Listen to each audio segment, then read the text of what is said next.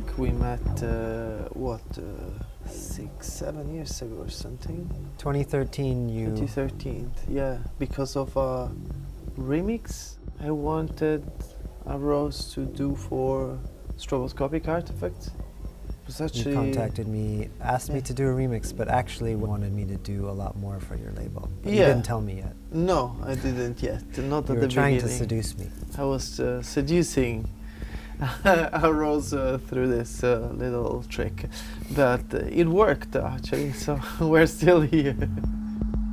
You asked for the remix, and then you asked me to do something more, and yes. I think I suggested that we do something together.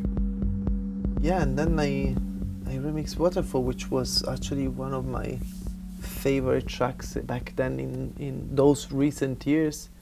So when not anymore though. Not anymore. Now it's like boring.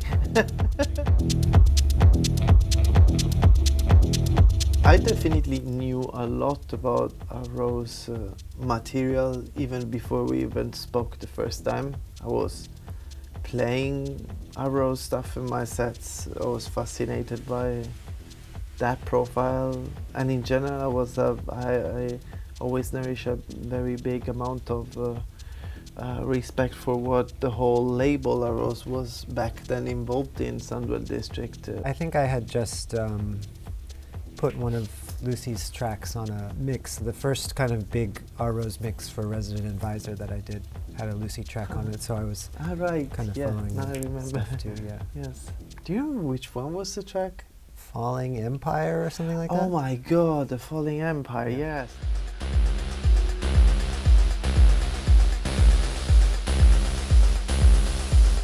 It wasn't a project name at first. It was the name of the first record we did together, which was just Lucy and Rrose, and the record was called The Lotus Eaters. And the reason that came to me was the kind of design aesthetic of Lucy's label, which uses flowers for a lot of images.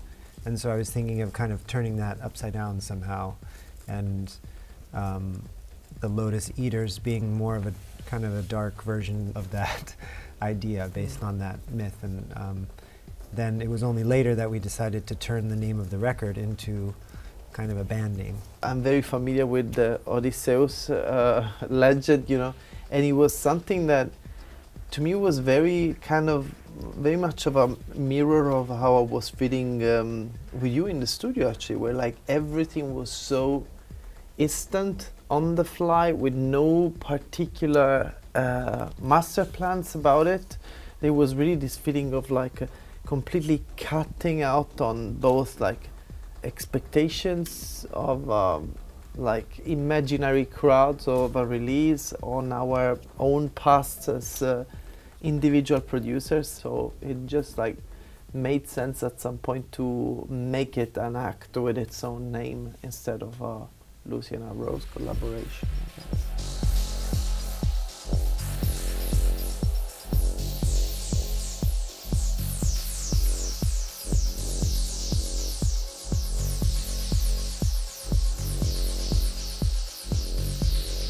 The artwork for the album, for Desatura, was made by my brother, Luca Mortellaro. I sort of came up with the concept, right? And then he took it. Exactly. So I had this sort of vision that it would be something like rotting fruit or vegetables. Yeah. But I really liked that he actually created the objects for the cover by putting the fruit out, letting it sit out, and then pictured it like a still life. Very much resembled a kind of painting. Or you know that he told me that like he spent most of his time, like he spent more time choosing the actual plate than the actual fruits composition on top. Yeah. It's still there in the same balcony as he built it, so he kept taking pictures of this thing like rotting more and more over the years. So I think whenever we do a follow-up album, we already have an amazing artwork follow-up.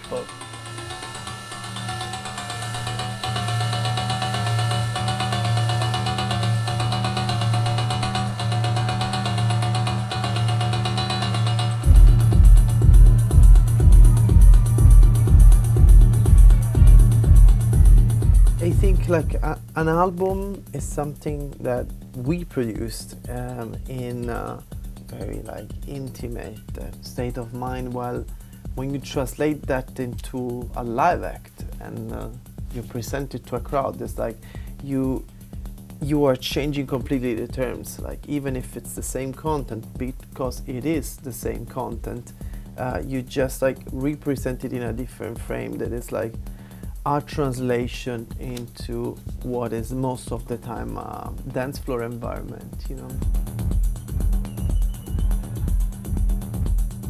When you approach an album that is sort of aimed at the techno or electronic dance music world, you still have a lot of freedom to do all kinds of things with the album. It doesn't have to be dance music from beginning to end, but it kind of becomes one or the other for us in the live performance.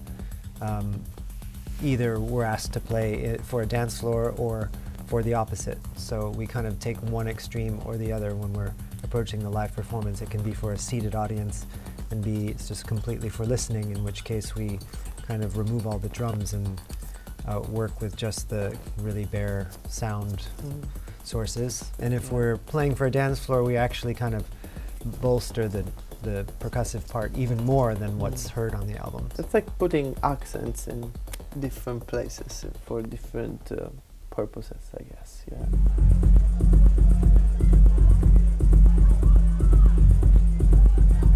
It's just very interesting to bring these translations of the same like starting object into different settings. And like today we had some kind of big adventures, let's say. It was like 2 cancelled flights. They lost the luggage with our case. We got here like 15 minutes before the set, like line checking, not even sound checking and stuff.